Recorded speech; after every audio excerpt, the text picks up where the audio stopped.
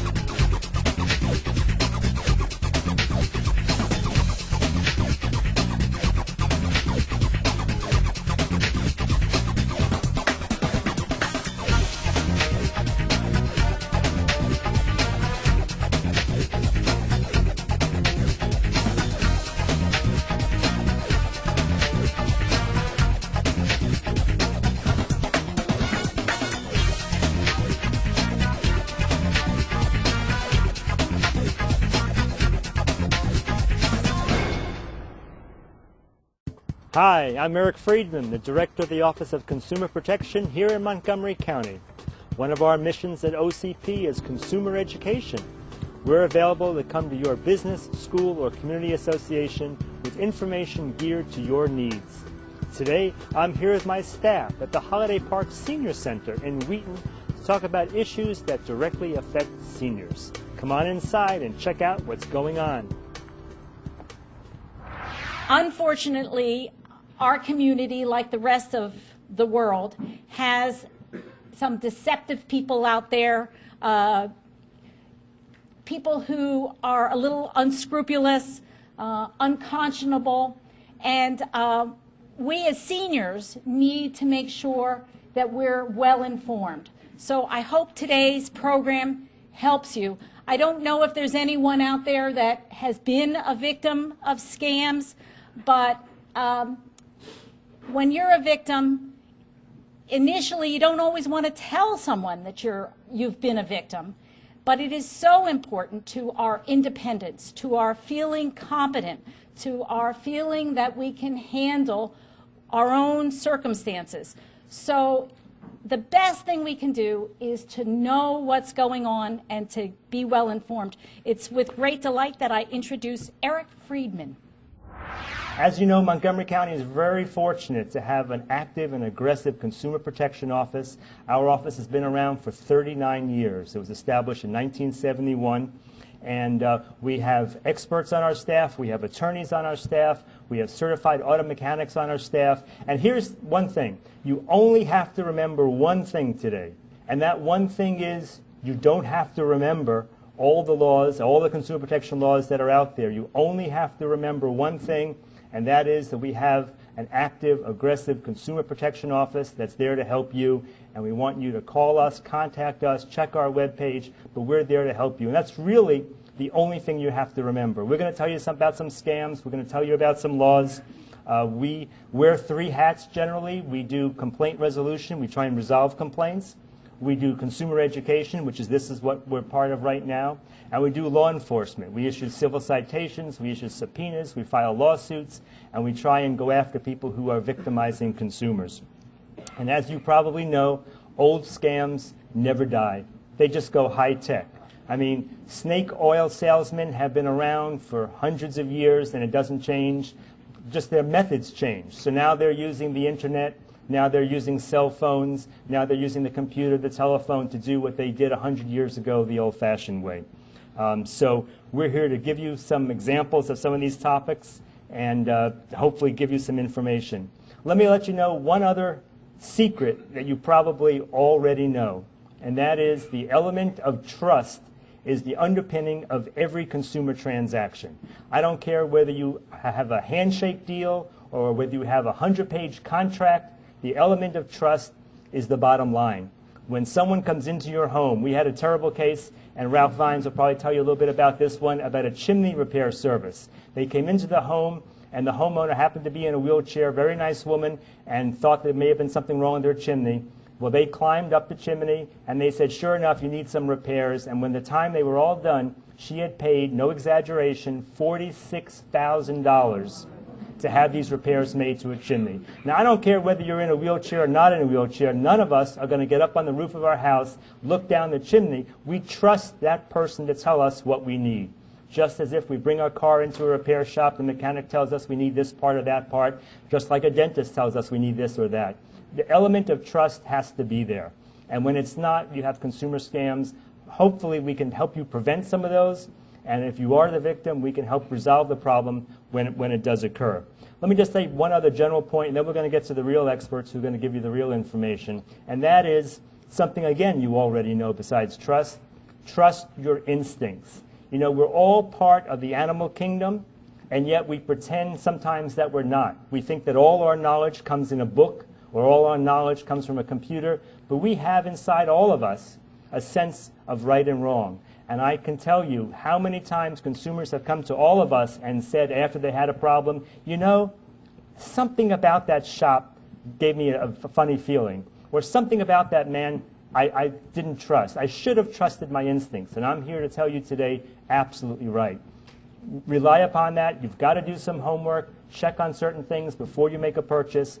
But don't forget to rely upon your instincts to tell you when something might be right and when something might be wrong. You know, the telemarketers call us at home and they try and trick us into giving them information over the telephone. And again, consumers will say, oh, he sounded so nice. Oh, he sounded so trusting, such an honest person. Well, of course he sounded that way, because if he didn't, he'd have to have legitimate jobs like the rest of us. So again, people can be very skilled at tricking us out of our money. I want to tell you about the latest scam. You haven't heard this one on the news yet, but you will. It involves air duct cleaning, and Ralph may also be talking about this one a little bit more. There are companies that send us coupons in the mail that say they'll come into our house and clean the ducts, the air ducts, the heating ducts, for $59 or $69. And what we have found in looking into one of these companies is that it's really just a ticket, a trick to get their foot in the door. We've seen people who have paid $3,500, $2,500, thousands of dollars for some type of services which have questionable value. So again, we've got to be very careful when we get those kinds of coupons in the mail. We also had a situation with a used car dealer that was selling cars to which he didn't have good title. Again, when you go and buy a used car, you assume that the person selling you the car owns the car and has title to the car. Again, that element of trust. So there are lots of problems out there, and some of it comes from the fact that we're not a small community anymore. You know, Montgomery County has approximately 1 million people living in Montgomery County.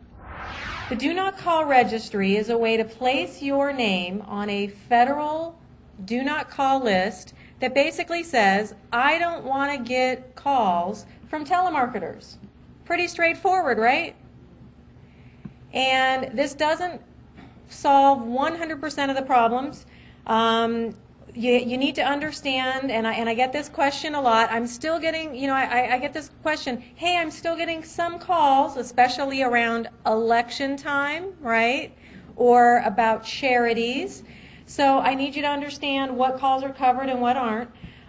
You may still get calls on, you know, from or on behalf of political organizations or charities or telephone surveyors. So if they're not actually selling something to you, they can still call you. But think about how many calls that is. I mean, really, if it's not election time, you're really going to cut down on the number of calls that you're getting. So what I say is, if you don't want to get calls from telemarketers, you want to get yourself on this list. And it's incredibly simple to do. If you have access to the internet, it's donotcall.gov. And we have this information available at our office as well, or there's an 800 number, toll-free number. It's 1-888-382-1222. And you need to call from the phone that you want to add to the Do Not Call Registry. Coupons. I have an advertisement here, and Mr. Freeman also touched upon this.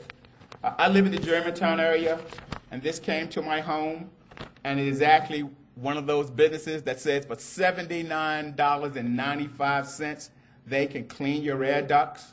And this is a pretty impressive ad. I mean, not only do they tell you about being Happy New Year's, and they can clean your ducts, they can clean your carpet, they can clean your upholstery, they can waterproof your basement.